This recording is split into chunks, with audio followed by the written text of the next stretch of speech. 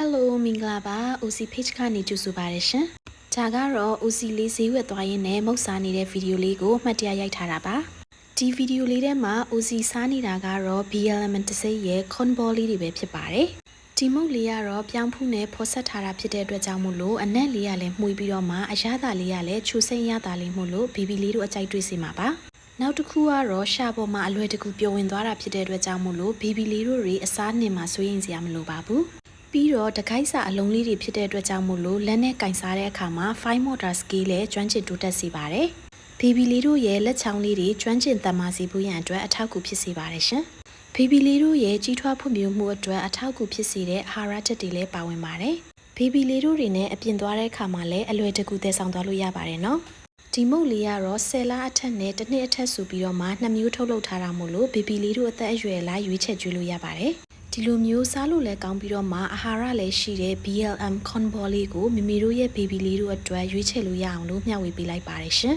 ။ OC လေးကတော့ဘူးကိုလက်ထဲရကိုမချဘဲနဲ့စားနေပါပြီ။ baby လေးတို့အားလုံးလည်းကျန်းမာပျော်ရွှင်တဲ့ဘဝကိုပိုင်ဆိုင်ကြပါစေရှင်။